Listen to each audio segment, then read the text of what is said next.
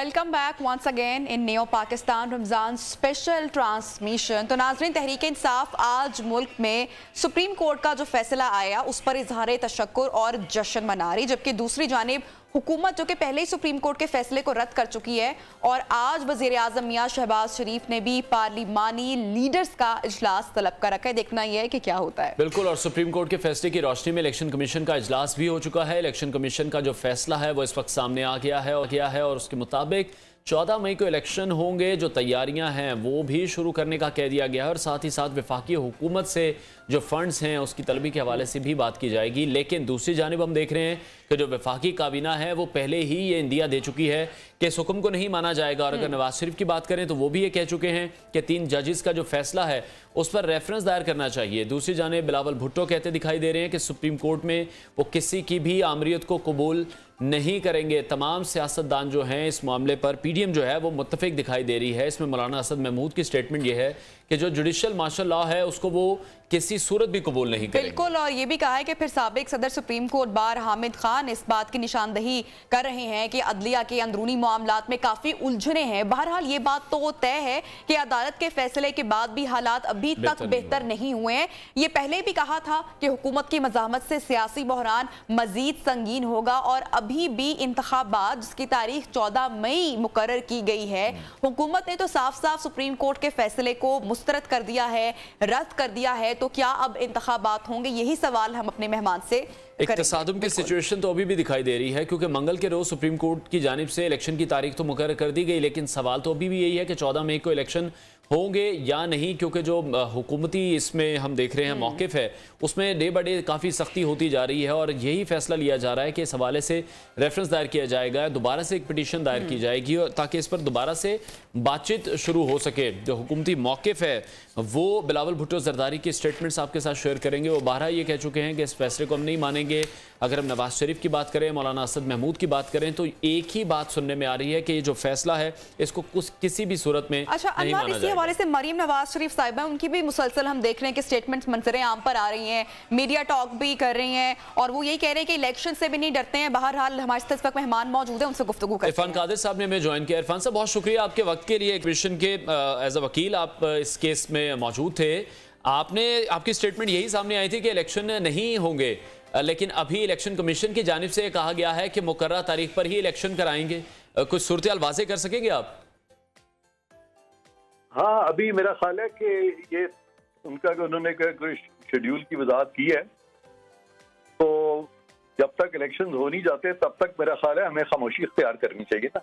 हाँ, तो इरफान साहब, जिस तरह से हुकूमत ने तो मैंने तो ये कहा है ना, जी मैंने तो ये इलेक्शन नहीं हो सकेंगे उस मुद्दत में जो सुप्रीम कोर्ट कह रही है, और वो आईनी तौर पर और मंतकी तौर पर और कानूनी तौर पे वो एक गलत चीज है जो उन्होंने कही है। आइन का मंशा ये नहीं है जिस तरफ के वो मामला लेके जा रहे हैं। तो बहरकैफ मैं अपनी उस बात पे कायम हूँ कि 14 मई को मुझे उम्मीद यही है, और मेरी जो समझ है कानून की उसको देखते हुए मैं नहीं समझता कि इलेक्शन हो सकेंगे 14 मई।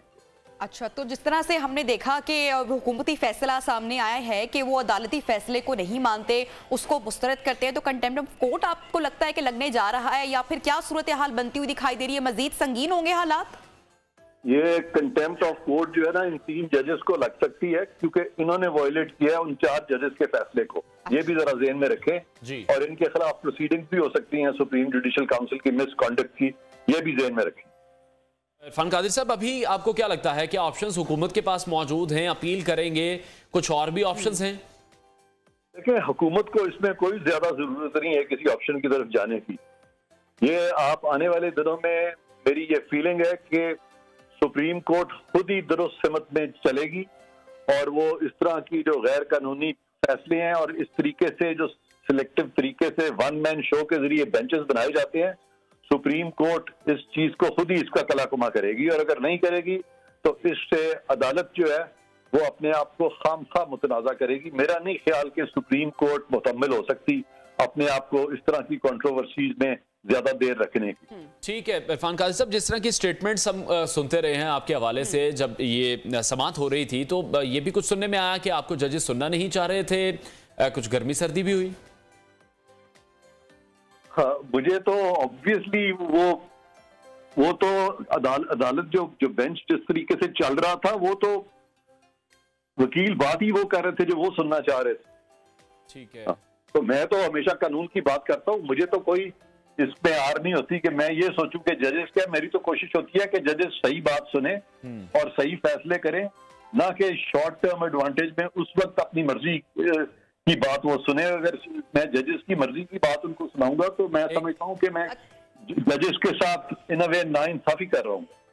अच्छा इरफान साहब, सोशल मीडिया पर काफी चर्चा रहा और ट्रेंड भी सेट हुआ, इस हवाले से मैं जरूर चाहूंगी कि डिटेल्स भी आप सेट कीजिएगा। ये हीर रांझा वाला क्या पूरा मामला है? गलत बात है, मैंने हीर रांझा की कोई बात नहीं की, ये एग्जैजरेशन है, वो आपसे मंसूब किया गया। ठीक है, तो अच्छा, सुप्रीम कोर्ट ने यह करार दिया कि इलेक्शन कमीशन को आइन और ना ही कानून इस बात का इख्तियार देता है कि वो इलेक्शन के लिए आइन के आर्टिकल 224(2) में वाज़े करदा 90 दिन की जो शर्त है उससे ज्यादा की तारीख दे। अब आपको क्या लग रहा है, मामला फिर किस तरफ जा रहा है? तो सुप्रीम कोर्ट ने भी तो उससे ज्यादा की तारीख दी है जी, 90 दिन में तो नहीं हुआ। ये इतनी बड़ी गलती इन्होंने किया, सुप्रीम कोर्ट ने इतनी बड़ी गलती की है कि खुद कैसे उससे ज्यादा की तारीख दे दी इन्होंने, ये बात लिख के। आप बिल्कुल सही कह रहे हैं, इसके बाद क्या रह जाता है सुप्रीम कोर्ट के फैसले में? तो सर ये बात तो ये भी हो रही है ना दूसरी जानिब के आइन के तहत सुप्रीम कोर्ट जिस तरफ आप भी इशारा कर रहे हैं कि पंजाब में इलेक्शन की तारीख 14 और इंतखाबी स्केड्यूल का ऐलान कर सकती है, क्योंकि ये काम आइन के मुताबिक है तो इलेक्शन कमीशन का। तो फिर अब इस बात का पता कैसे चलेगा? इसकी वजाहत कौन करेगा? इस बारे में बात कौन करेगा? इसकी वजाहत मैं करूंगा, आप करेंगे, और सबसे ज्यादा इसकी बात वो इदारे करेंगे जो कि कानून को फॉलो करने के पाबंद है। ठीक है, तो अभी पंजाब की हमने देखा कि बहुत डेट्स जो अनाउंस कर दी गई, यही कहा जा रहा है कि उजलत में भी फैसला लिया गया। केपी के इंतखाबात के हवाले से कोई डेट अभी तक सामने नहीं आई है। जी बिल्कुल, ये सारी चीजें जो है ये हॉन्ट करेंगी इस 3 मेंबर बेंच को। इनको बिल्कुल इस तरह की चीज में नहीं पढ़ना चाहिए था। इससे डेफिनेटली मुल्क का नुकसान नहीं होगा, बल्कि इससे इनका अपना नुकसान जो है वो मैं समझता हूँ कि सुप्रीम जुडिशल काउंसिल की प्रोसीडिंग्स भी हो सकती हैं, उनके खिलाफ कंटेम्प्ट भी हो सकती है। अच्छा, तो इरफान साहब, जिस तरह से हुकूमत ने अब ये बाकायदा ऐलान कर दिया है, वो कह दिया गया है, स्टेटमेंट सामने आ गई है कि फैसले को मुस्तरद करते, तो फैसले के खिलाफ अपील होगी या कोई और ऑप्शंस मौजूद हैं और आइन में कानून में रहते हुए ही कोई हिकमत अमली अपनाई जाएगी गवर्नमेंट की जानिब से? ये वर्ड ऑर्डर है, वर्ड एब इनिशियो ऑर्डर्स जो है उनको तो इग्नोर किया जाता है, उनकी तो फॉर्मल सेटिंग असाइड की भी जरूरत नहीं है। बहुत सारी दुनिया के सुप्रीम कोर्ट्स की ये फैसले हैं कि जब कोई ऑर्डर वॉइड हो, जो कि फासक हो, जो कि किसी स्टैट्यूट के कानून के खिलाफ हो, तो उसको तो सेट असाइड कराने की भी जरूरत नहीं है, उसकी कोई हैसियत ही नहीं होती। It is a nullity in the I of law. ठीक है, बहुत शुक्रिया वकील इलेक्शन कमीशन इरफान कादिर हमारे साथ इन कॉन्वर्सेशन। ब्रेक लेते हैं और ब्रेक के बाद आपको फिर दोबारा ज्वाइन करेंगे, साथ रहिए।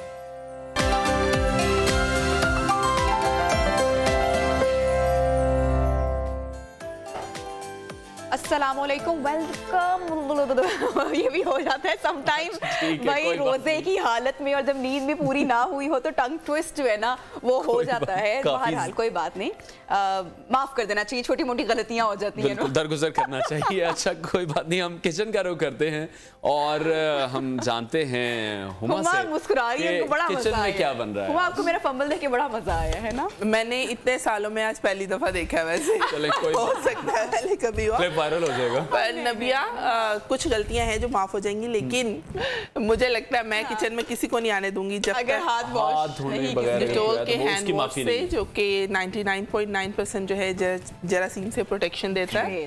तो मेरे साथ जो हेल्प कर रहे हैं आज हंसला, बिल्कुल, और हमें फाइनली याद हो गया है, बिल्कुल, और उन्हें मैंने पहले हाथ धुलवा के काम से स्टार्ट करवा दिया है। और आज हम सबरोसो के पराठा रोल्स बना रहे हैं। सबरोसो के पराठे भी थे मेरे पास और सबरोसो के जो है कबाब भी बने हुए थे, तो मैंने कहा आज सबरोसो से हम कबाब पराठा रोल बनाते हैं। जबरदस्त और क्विकली और झटपट बनेंगे, आई एम श्योर। बिल्कुल, और मेरी हेल्प कर रहे हैं अभी। मैं तो भी हाथ धो रही थी, फ्रूट्स काटे मैंने। हंसला काम कर रहे थे। बिल्कुल, हंसला काम कर रहे थे, तो अभी मैं थोड़ा। मुझे वैसे ये बताएं कि ये बात दुरुस्त है, कोई साइंटिफिकली आपने कोई लॉजिक या कोई रीजन इसका तलाशा अभी तक कि जो खाना पका रहा होता है या खाना बनाने वाला उसको इतनी भूख नहीं लगती, ये कोई रीजन, ये क्या लॉजिक है, क्यों नहीं लगती भाई? अगर कुछ जो मेरी रिसर्च कहती है वो ये है कि जब आप कुकिंग कर रहे होते हैं तो जो फ्यूम्स होते हैं आपकी स्किन से भी ऑब्जॉर्ब, आपकी स्किन भी ऑब्जॉर्ब कर रही होती है। इसीलिए मोस्टली आप करना है वो किचन के पास, वो किचन के पास किसी भी तरह ना जाए। बिल्कुल। तो इसीलिए आप देखेंगे जितने मोस्टली शेफ्स होते हैं और जिन्हें काफी साल हो जाते हैं, कुछ सालों बाद जितने शेफ्स होते हैं वो थोड़ी उनके अंदर टेंडेंसी जो है वो बढ़ जाती है मोटापे की। और हुंजला को भी हम कुछ साल में जो है ना काफी सेहतमंद है। ठीक हो गया जी, दोबारा आपके पास जरूर वापस आएंगे और देखेंगे कि जो प्रिपरेशन है वो कहाँ तक पहुँची है। इस सेगमेंट में आगे बढ़ते हैं और हम डेली बात करते हैं इस्लामी तालीमात से मुतालिक। कोशिश ये करते हैं कि कोई अच्छा मैसेज जो है वो लोगों तक किसी ना किसी तरह से कन्वे किया जाए। जो आज का हमारा टॉपिक है वो है अदब से मुताल्लिक, जो कि हम देख रहे हैं हमारी ज़िंदगियों में किस तरह से चीज़ों में कम होता जा रहा है। वालिदैन का अदब हो, असातिज़ा का अदब हो, अपने बड़ों का जो अदब है, तो जो दीन है वो हमें अदब सिखाता है। दीन से मुराद ज़िंदगी गुजारने के जो उसूल हैं, जो अदब का जज्बा है, अतात है और फर्मा बरदारी और खुलूस इसमें शामिल है। अपनी ज़ात की हम नफ़ी करते हैं, किसी को दुख ना पहुँचाना भी अदब कहलाता है। बेहतरीन इखलाक होते हैं, तस्लीम और रज़ा है, इसमें आजिज़ी भी शामिल है, अतात भी शामिल है, एहतराम भी शामिल है। और सबसे ज़्यादा मेरा ख्याल है आज जो ज़रूरी है हमें अपनी तबीयतों को ज़रा नरम कर लेना चाहिए, तब्दील करने की भी आई थिंक बेहद ज़रूरत है। बिल्कुल आपने दुरुस्त कहा। और जो अदब है वो तालीमात इस्लामी में बुनियादी अहमियत रखता है। और अल्लाह के साथ अदब यह है कि खलवत और जलवत हर हाल में अल्लाह को हाजिर नाजिर जाने, ताकि जो अहकाम खुदाबंदी है उसकी पाबंदी में भी आसानी हो। तो इसी हवाले से बात करेंगे। हमारे साथ इन कॉन्वर्सेशन इन स्टूडियोज़ हैं मजहबी रिलीजियस स्कॉलर अल्लामा अब्दुल शकूर हक्कानी साहब। थैंक यू सो मच अल्लामा साहब, आपने वक्त निकाला हमारे प्रोग्राम के लिए। तो अगर हम इबादत का जिक्र करें और आदाब इबादत के लिए किन किन चीज़ों का होना ज़रूरी है और किन किन चीज़ों को मलहूज़े हाथे रखना ज़रूरी है? बिस्मिल्लाह वस्सलातु वस्सलामु अला रसूलिल्लाह व अला आलिहि व अस्हाबिहि अजमाइन इला यौमिद्दीन। सबसे पहली बात तो ये है कि जैसे आपने फरमाया कि दीन अदब का नाम है, अद्दीन कुल्लुहु अदबुन, दीन मुकम्मल अदब ही है। दीन में बेअदबी नहीं सिखाई गई, ना बड़ों की ना छोटों की। और ये भी सिखाया गया है कि जो छोटों पर शफ़क़त नहीं करता और बड़ों की इज़्ज़त नहीं करता वो हम में से नहीं है। ये नबी पाक सल्लल्लाहु अलैहि वसल्लम ने खुद फरमाया। तो इसलिए हर एक का अदब, उसके दर्जात मुख्तलिफ होते हैं। ये नहीं है कि जैसे हम बड़ों का अदब करेंगे छोटों का वैसे अदब होगा। छोटों का अदब का और तरीक़ा है, बड़ों के अदब का और तरीक़ा है। फिर ज़िंदगी गुजारने में बहुत सारे मौक़े आपको आएंगे जहां आपको अदब करना पड़ेगा और वहां तरीक़ा मुख्तलिफ होगा। मिसाल के तौर पे आप सवारी पे सवार हैं, किसी जगह आप जा रहे हैं और वो प्राइवेट सवारी है और आपके करीब जो है कोई बूढ़ा शख्स आके खड़ा हो गया है, एजड है, और आप सीट पे बैठे हुए हैं, तो आप वहाँ से उठते नहीं हैं। तो ये आप बेअदबी कर रहे हैं कि एक आपसे उम्र में बड़ा आदमी है तो आपको चाहिए कि आप सीट उनके लिए खाली कर दें। अगरचे हक आपका है कि आप पहले आए हैं, पहले बैठ गए, लेकिन हर जगह हक नहीं देखा जाता। छोटी छोटी सी चीजें, ये छोटी छोटी चीजें हैं, लेकिन असल ये अदब है कि मैं अपने से बड़े का अदब करूं। और बाद मरतबा ऐसा भी हो जाता है कि बड़ी उम्र का आदमी होता है लेकिन उसके इमाम साहब आ जाते हैं, वो उम्र में उससे छोटा है, लेकिन वो उसके इल्म का अदब करते हुए उसको सीट दे देता है कि भाई आप तो मेरे इमाम हैं, काबिल एहतराम है। अब अदब का फर्क पड़ गया ना। पहले बच्चे ने अदब किया उसकी एज की वजह से, उम्र की वजह से, और दूसरे ने अदब किया उसके इल्म की वजह से। तो यहाँ जिंदगी में बहुत सारे मौके ऐसे आएंगे जहाँ पर हमें अदब करना होगा। और उस अदब के लिए सबसे ज्यादा जो जरूरी चीज है वो अल्लाह की रज़ा होनी चाहिए। अल्लामा साहब, ये तो वो हम आदाब की बात कर रहे हैं और बिल्कुल इस पर बात करना भी बहुत ज़रूरी है। वालिदैन की भी अव्वल जिम्मेदारी बनती है कि वो अपने बच्चों को ये बेसिक्स सिखाएं। अच्छा, इस्लाम की जब हम बात करते हैं तो हमारा दीन हमें क्या तालीमात देता है? फॉर एग्जांपल कुरान पाक है, उसको पढ़ने के, उसकी तिलावत करने के कुछ आदाब हैं, लेकिन हमने एक रवैया देखा है कि हमने उसको इतना दूर खुद से कर लिया है, घर में सबसे ऊपर रख दिया है कि वहां तक हमारी पहुंच या हमारा हाथ भी नहीं पहुंच जाता। फिर हम सवाब की खातिर या अदब में हम अरबी में तो पढ़ते हैं और बहुत सारे लोग हम वो लैंग्वेज भी नहीं जानते, हम उर्दू में भी नहीं पढ़ते। तो दीनी तालीमात इस हवाले से क्या है कि समझ कर पढ़ो या सिर्फ अदब में पढ़ो? देखिए, नबी करीम सल्लल्लाहु अलैहि वसल्लम के जो फ़राइज़ मनसबी हैं वो 4 बयान किए गए हैं कुरान करीम में, और 4 ही मौक़े पर हैं। तो उसमें अल्लाह ताला ने ये बताया कि आप अल्लाह की आयत की तिलावत करते हैं ये, और फिर कुरान करीम सिखाते हैं। यानी 2 अलग पहलू हैं जी। एक है तिलावत कुरान और एक है उसका तर्जमा, तफसीर, मतलब को समझना। जी कुरान करीम को अगर सिर्फ तिलावत करेंगे उस पर भी सवाब है, ठीक, और अगर उसको समझ के पढ़ेंगे तो उस पर भी सवाब है। ठीक है। समझ के पढ़ेंगे तो अमली ज़िंदगी में अमल करने का शौक़ पैदा होगा, लेकिन यूं कह देना कि बगैर समझे पढ़ने का फ़ायदा कोई नहीं, ये बात गलत है। देखिए फ़ायदा तो है, अल्लाह तो राज़ी होते हैं उससे, बेशक, और कुरान का हक भी है। और यतलु अलैहिम आयाति का, आपकी आयात की तिलावत अल्लाह के नबी करते हैं और लोगों को सिखाते भी हैं कि इसको ऐसे पढ़ना है। तो कुरान करीम के आदाब में से एक ये है कि तिलावत की जाए, फिर ये भी अदब है कि उसको समझा जाए, और ये भी अदब है कि उसको बावुज़ू तरीके से, बावुज़ू हो फिर उसको पकड़ा जाए, बगैर वुज़ू के उसे ना छुआ जाए। ठीक है। फिर इस तरह एक मसला लोगों के ज़हन में अक्सर आता रहता है कि जी मोबाइल पे कुरान करीम डाउनलोड कर लिया, तो अब हम बेवुज़ू पढ़ सकते हैं, नहीं पढ़ सकते। देखिए अगर वुज़ू नहीं है तब भी आप तिलावत कर सकते हैं मोबाइल से, लेकिन उसमें ये एहतियात रहे कि जो आपका उंगली है या अंगूठा है वो उन अल्फाज को टच ना करे जो साइडों पे स्पेस खाली हो, उससे टच करके उसको आगे पीछे वर्क को किया जा सकता है। अल्फाज को टच ना करे, बगैर उसके अल्फाज को टच किए आप तिलावत कर सकते हैं। ठीक है। फिर इमाम अहमद बिन हम्बल रहमतुल्लाह अलैह एक बड़े जलीलुल कदर एक इमाम गुजरे हैं जी, ख्वाब के अंदर अल्लाह ताला की 99 मरतबों ने ज़ियारत हुई है ख्वाब के अंदर, और ये मुमकिन है ख्वाब में होना। तो उन्होंने अल्लाह ताला से ये पूछा कि या अल्लाह मैं आपका कुर्ब चाहता हूँ, तो उसके लिए क्या करूँ? अल्लाह ताला ने फरमाया कि मेरा कुरान पढ़ो, जितनी तिलावत करोगे उतना मेरा कुर्ब मिलेगा। तो उन्होंने फिर ये सवाल कर दिया जो अभी चल रहा है कि जी समझ के पढ़ूं या बगैर समझ के पढ़ूं? तो अल्लाह ताला ने फरमाया कि अहमद मेरा कुरान ऐसी चीज है, समझ के पढ़ो या बगैर समझ के पढ़ो मेरा कुर्ब मिल जाएगा। बहुत बेहतर तो ये है, लेकिन इसमें एक मसला याद रखिए कि बाज लोग सिर्फ तर्जमा पढ़ते हैं, अरबी नहीं पढ़ते, वो तिलावत नहीं कहलाती। ठीक है, ये बड़ी बात करते हैं आगे भी प्रोग्राम में। इंपॉर्टेंट बात है, इसको ब्रेक के बाद हम दोबारा कंटिन्यू करेंगे। ब्रेक लेते हैं, ब्रेक के बाद आपको दोबारा ज्वाइन करें।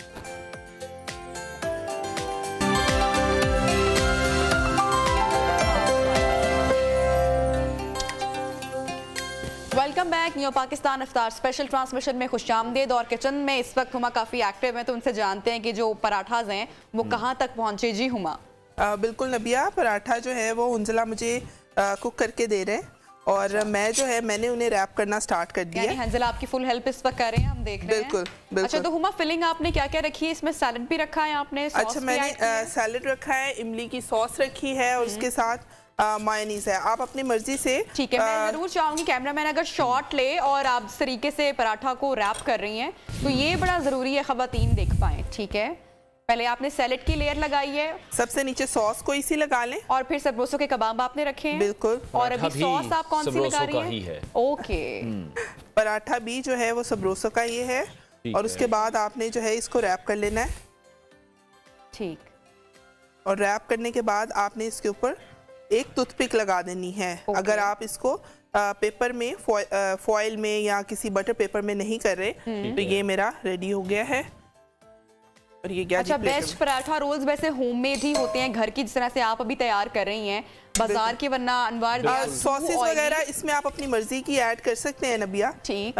मैंने सिर्फ मायोनीज लगाई है इसमें, और साथ में इमली की चटनी है। और वही आप वाली बात कि ये घर में आप खुद से निकालें। मेरे लिए आज थोड़ा सा मैं लेट हो गई थी, तो मैंने इसलिए फटाफट यही मेन्यू डिसाइड किया कि पराठे जो है वो सबरोसो के फ्रीजर में पड़े और निकाले, और कबाब भी मैंने सबरोसो के निकाले, और उसके बाद जो है काफी फुलफिलिंग भी रहता है इफ्तार टाइम पे अगर कोई इस तरह का स्नैक। और ये फ्राइड भी नहीं है, तो इसलिए भी थोड़ा मजे बना रहे हैं, तो आप ऑयल की जो क्वांटिटी है, मार्केट से जो आपको ऑयल की क्वांटिटी मिलती है वो फिर बहुत ज्यादा मिलती है। ठीक है, चलें आप कंटिन्यू करें, फिर इंशाल्लाह दोबारा आपको फाइनल रेसिपी लेते हैं। फाइनल रेसिपी आपसे लेंगे। हमारे साथ मौजूद हैं अल्लामा अब्दुल शकूर हक्कानी, उनसे दोबारा गुफ्तगू का आगाज़ करेंगे उसी सवाल से जिस पे हम छोड़ के गए थे। अल्लामा साहब, बहुत से लोगों को हम कहते हैं, सुनते हैं, अल्लाह अल्लाह करके अगर कोई कुरान पढ़ना शुरू कर दे तो उसको हम देखते हैं कि यही कहा जाता है कि आप तर्जमा नहीं पढ़ रहे हैं, आप तफसीर नहीं पढ़ रहे हैं, तो आपको उसका सवाब नहीं मिलता है। ये एक बड़ा लोगों को ना,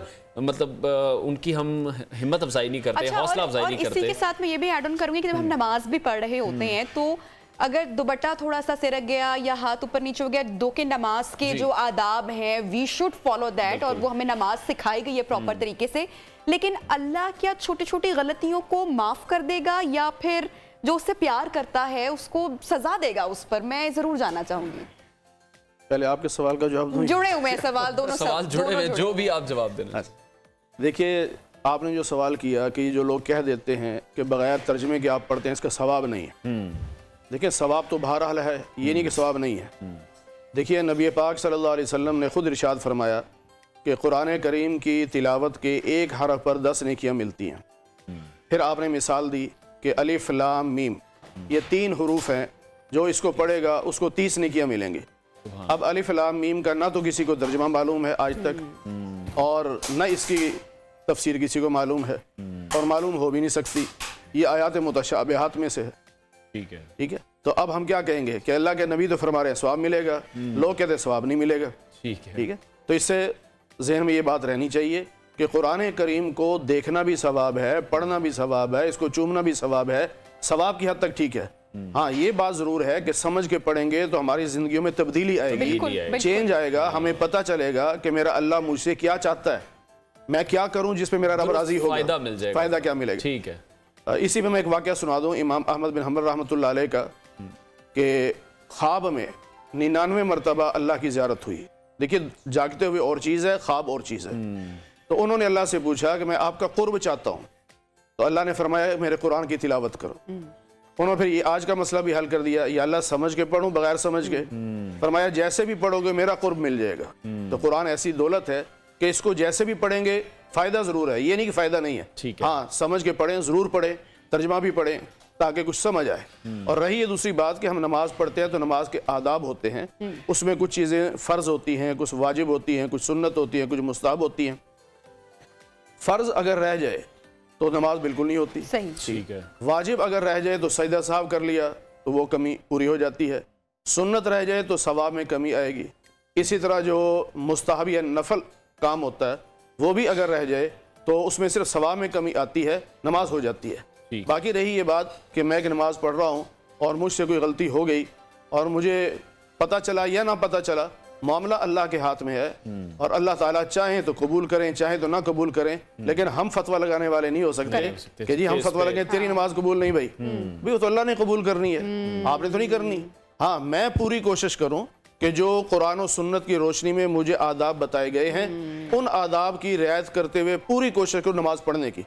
बाकी कमी कोताही इंसान है, होता है, और हम 15वीं सदी में जी रहे हैं। वो इखलास, वो खुशू, वो तवाज़ो वो हमारे अंदर नहीं हो सकता। कोशिश हम करें, बाकी कबूल करना ना करना ये फैसला लोगों का नहीं, ये फैसला अल्लाह का। बात वो करेक्ट की अनवार, हम एक रवैया देखते हैं ना कि हमारे जो आसपास के लोग होते हैं वो हमें बड़ा करेक्ट कर रहे होते हैं कि अभी ये तुम्हारा रोजा कबूल नहीं होना क्योंकि तुमने तो ये झूठ बोल दिया, तुमने तो ये गीबत कर दी, और नो डाउट कि इसे मना है। लेकिन जो लोग हैं ये नमाज कबूल नहीं होनी, ये इखलाक ऐसे नहीं है, ये हज कबूल नहीं होना क्योंकि आपका ये, तो ये वाला एक रवैया हमारे यहाँ, वो तो अल्लाह की जात बेहतर जानती है कि मेरा बंदे से क्या रिश्ता है। ये रवैया बहुत गलत है, इसको नहीं होना चाहिए। बल्कि एक आलिम ने इसकी बड़ी अजीब मिसाल दी है कि आप कहीं जाएं तो वहाँ आपको फूल वगैरह, खुशबू वगैरह बहुत चीज़ें नज़र आएंगी, लेकिन जहाँ गंदगी पड़ी होगी ना, मक्खी ने वहीं जाके बैठना है। हमारे पूरी 24 घंटे की ज़िंदगी लोगों के सामने अगर आ भी जाए तो लोग अच्छी चीज़ें नहीं देखते, उसमें से जो खामी है वो निकाल के तलाश करते हैं। बिल्कुल ऐसे ही है। फिर हमें ये सोचना चाहिए अगर रब भी क़यामत के दिन यही रवैया हमारे साथ रखे तो हमारा क्या बनेगा। ठीक है, ठीक है, ठीक है। बहुत शुक्रिया अल्लामा अब्दुल शकूर हक्कानी, हमारे साथ इन कॉन्वर्सेशन थे, आपका बहुत शुक्रिया। किचन की तरफ एक बार फिर से चलते हैं और देखते हैं कि जो तैयारियां हैं जो है मीठा बना रही है, हुमा क्या तैयार किया है आपने? बिल्कुल नबिया, पराठे थोड़े हमारे रोल बनने रह गए हैं, बाकी जो है डिजर्ट मैंने आज बहुत मजे की रूह अफ़ज़ा ट्राइफल बनाया, मैंने फ्रूट्स ट्राइफल। और मुझे लगता है दस्तरखान पे हमारी कोशिश होती है आजकल एक तो रूह अफ़ज़ा जरूर हो, जब तक रूह अफ़ज़ा नहीं होगा तो हमारा दस्तरखान जो है इफ्तार का कंप्लीट हो ही नहीं सकता। साथ ही साथ अगर आप फ्रूट्स के साथ बना रहे हैं कोई डिजर्ट ऐसा जो रूह अफ़ज़ा के साथ बन रहा है तो मेरे ख्याल से वो ओवर रिफ्रेशिंग हो जाता है। तो आज मैंने रूह अफ़ज़ा ट्राइफल बनाया। तो हुमा, एक है यहाँ पे आप रूह अफ़ज़ा ट्राइफल बना रही हैं और दूसरी जानिब जो मरियम नवाज शरीफ साहिब है वो भी वायरल हो रही हैं सोशल मीडिया पर, वो भी फ्रूट चाट या ट्राइफल ही मेरे ख्याल से गालिबन बना रही होंगी। काफी वो सोशल मीडिया पर उसको पसीराई भी मिल रही है। चलें बाहर, हमारे तो प्रोग्राम का वक्त नाज़रीन खत्म हो रहा है। इंशाल्लाह आपसे कल मुलाकात होगी। अपना और अपने प्यारों का ख्याल रखिए। अल्लाह हाफ़िज़।